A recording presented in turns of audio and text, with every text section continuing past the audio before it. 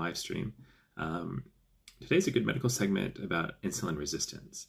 It's a topic that comes up, or a term that you hear quite a bit, but I thought I'd make sure that everybody kind of has a clear idea of what we're actually talking about when people say insulin resistance.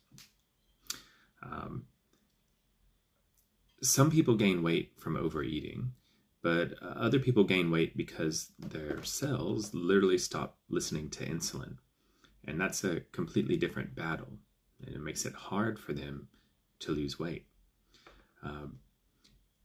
Again, insulin resistance makes it feel like it's almost impossible to lose weight. And I think once we explain it, you'll understand why, and then sort of what you can do about it if you're affected by insulin resistance. So I guess the first place to start is, what is insulin?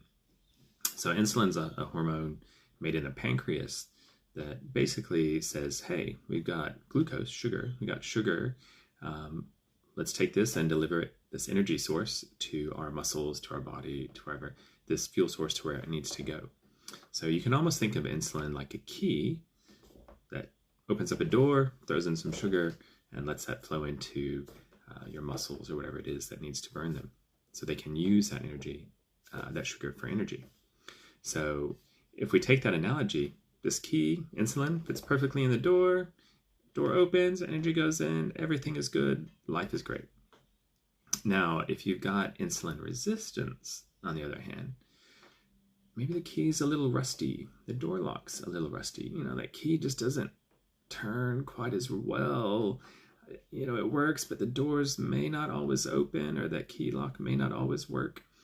So your body kind of sees this. It goes, well, hey, glucose isn't getting in. We got all this extra sugar. Make more insulin.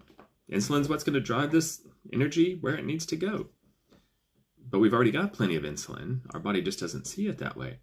So we've got lots of sugar and lots of insulin.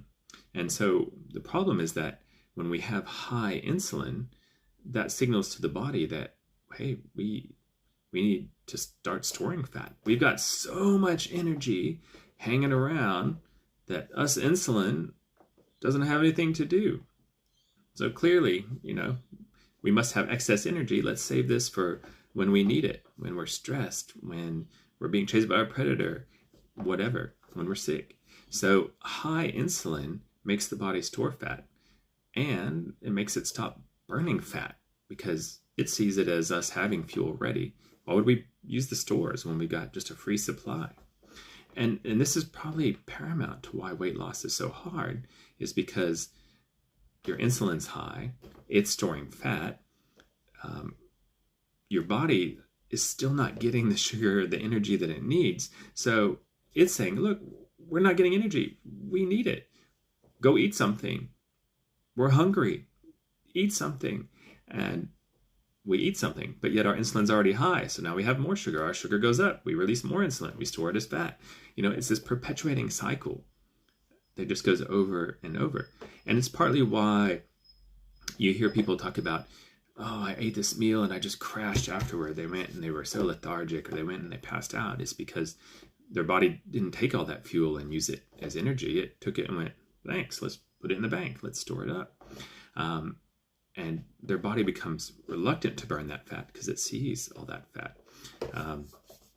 And again, those hunger hormones are screaming, eat, eat, eat.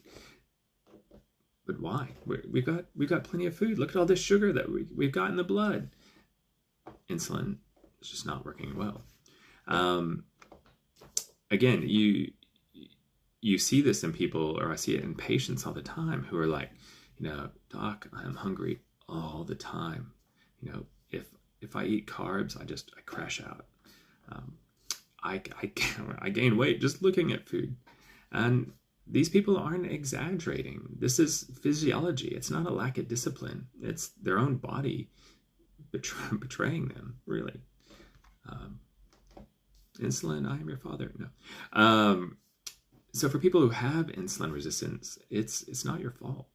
The things that are going to affect you are genetics, hormones, your stress level, sleep. Some medications that you take can also cause insulin resistance. There's medications to treat insulin resistance too. People who are in a chronic inflammatory state, so things like fibro or other stuff. And like we talked about yesterday, people with polycystic ovary syndrome or PCOS. This is part of the reason that they have trouble with weight. So is all lost? Is that it? We're done for? No, there's still hope. The good news is that insulin resistance is changeable. Okay, if you improve, we call it insulin sensitivity. If you make the key less rusty, or the key work better, or the locks less rusty, if you improve sensitivity, then what you can do is kind of reverse that thing. We can make our cravings lower because we can start using the energy. We get more energy back to our brains, so we're less foggy. We stop storing things as fat. We can start breaking down fat. The weight loss that was suddenly impossible now becomes achievable. And then that's what we want to, that's what we want. It's not about us starving ourselves or punishing ourselves. What we want is, we want you to work with your physiology, not against it. And that might mean that you need medical help. You might need medications, sometimes different diets, might need hormones. It's something to get checked out. So involve a medical professional. So I guess sort of the take home for this is, if you've been fighting your body and you feel like nothing's been working, it might be time to stop blaming yourself and start understanding your hormones and what's happening inside your body. And go fix the insulin resistance, because now weight loss will start to make sense to you. Hope that helps. All right, tune in again to our next Teletrim stream. Bye, guys.